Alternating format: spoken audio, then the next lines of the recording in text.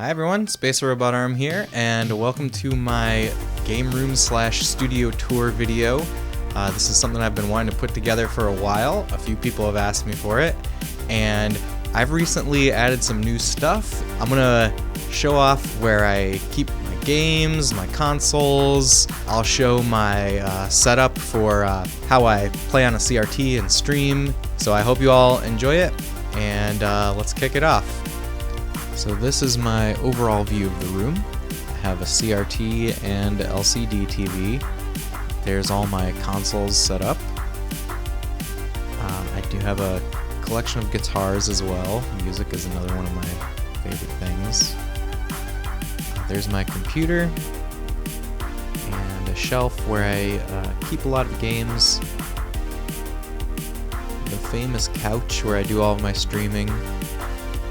And you can see my laptop that I stream from right over there. There's another bookshelf where I keep games, books, magazines, etc.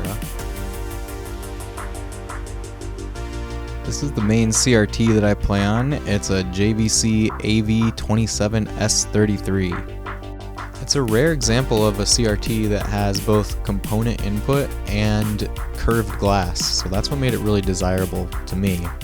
I got it from an older couple that was giving it away on Facebook Marketplace. I actually also own a PVM, but prefer the larger screen real estate of this consumer set.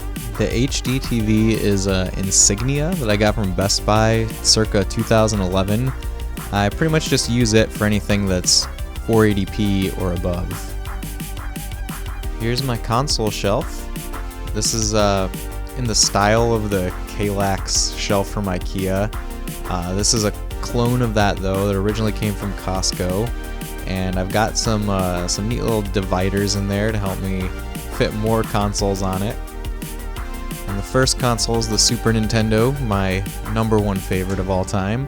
This one is not my childhood Super Nintendo, but this was a Super Nintendo Junior that I got specifically to do a RGB mod on it while I was on the quest for best video output from original hardware. Next up is the NES. This is one that I have had since childhood. Now I started with the Super Nintendo, but I got this NES a little bit later on from FuncoLand. So even when I was little, I was fascinated by video game history and where the series that I was playing came from. Next up is the Genesis. This is also one I've had since childhood. So we had the Super Nintendo at my house, but my grandma decided she wanted to have a console that we could play at her house. So she got the Genesis, and that's how I was able to be one of those lucky kids that got to play both of the 16-bit consoles. You can see my Mega SD flash cart in there, which lets me play Sega CD games. Here we've got the Xbox 360 and the Switch. There's not really any reason that I stuck these two together. Probably as the game room evolves, I'll shift things around. Down here we have the Saturn and the PlayStation 1. Both of these are equipped with optical drive emulators. The Fenrir and the X-Station respectively. What an amazing technology to let us explore a console's library on its original hardware.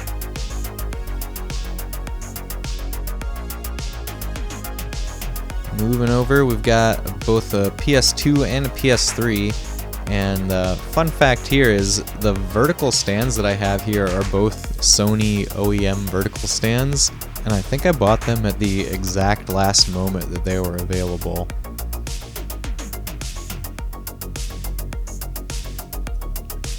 Next up is the N64, another old standard.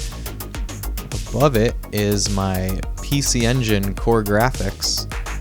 This is one that I bought in recent years, and it's been really cool going through this console's library. In fact, I've declared 2024 is going to be the year of the PC Engine, and I'm going to play a lot more PC Engine games this year. This shelf has got the GameCube and the Wii. This GameCube is one that I bought specifically to put the GC loader in. Dreamcast, which I have not played a ton of, and my PS4, which is up here now that the PS5 is downstairs. As we keep moving to the right, I've got my guitars that I've got mounted to the wall here. From left to right, there's an Ibanez Gem, a Gibson SG, Gibson Les Paul, a Fender Jazz Bass, and an Epiphone Hummingbird. And then I have this Marshall JCM 2000 amp. This is a shelf where I keep a lot of my games.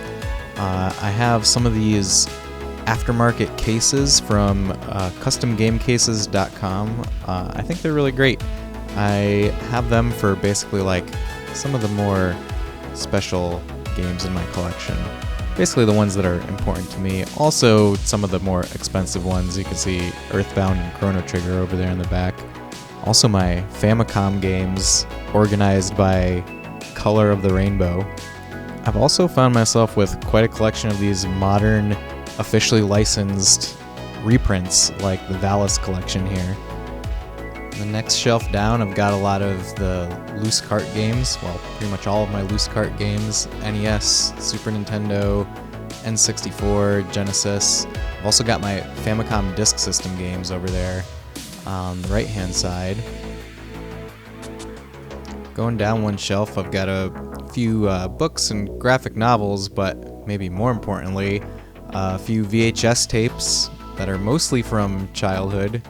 Got my original Jurassic Park and Star Wars.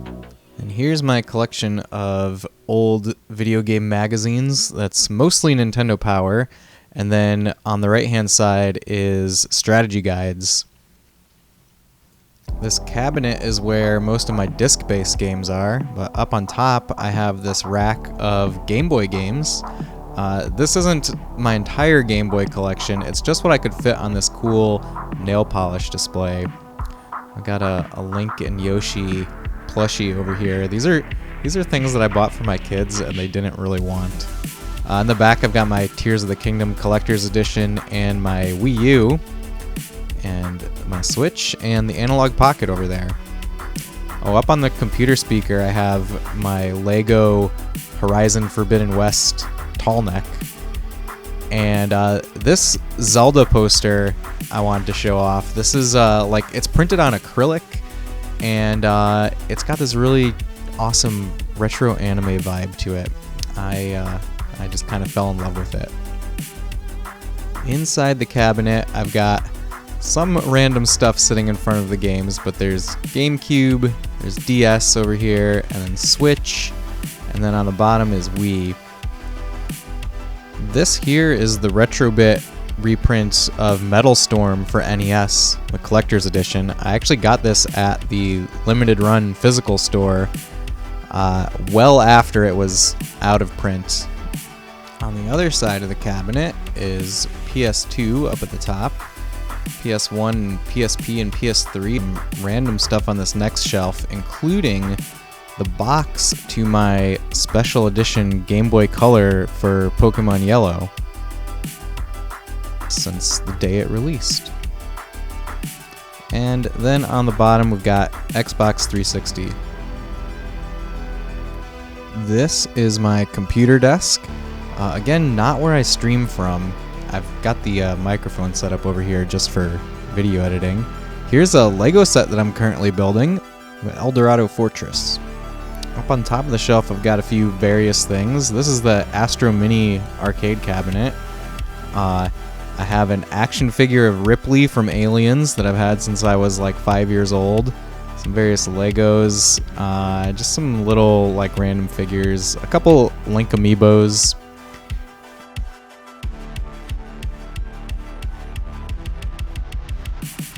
My 7-year-old built this, and he says it's a scene from Control.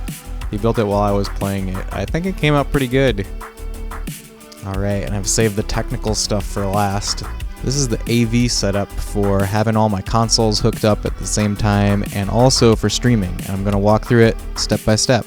We'll start out with a piece that's really central to the whole thing. This is the RetroTink 5X Pro, and it mostly uses component input. The component comes from this powered splitter. One side goes to the TV over here, and the other goes to the RetroTink. And the HDMI out from the RetroTink goes to my capture device, which is an Elgato HD60S. And this USB cable goes all the way across the floor over to the couch, the laptop at the couch, and that's how I stream from the couch. This box is a S-Video and composite splitter, much like the component splitter. I'm mainly just using this for N64, so I can play that console on the CRT while streaming.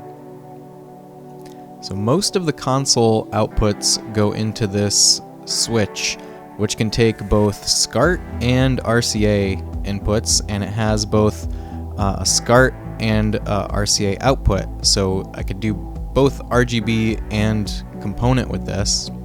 I got this switch from a website called otakugames.com. Now, you remember that the RetroTink 5X has component as the main input. This is the RGB to comp transcoder, which takes the SCART RGB signals and converts them into component. They go into this component switch. Other component consoles can go into this switch too, and then the output from that switch is what goes into the RetroTink.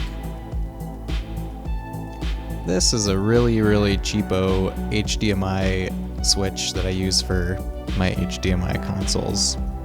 And so here I wanted to just take a minute to show off the cool stickers that I've collected for my CRT.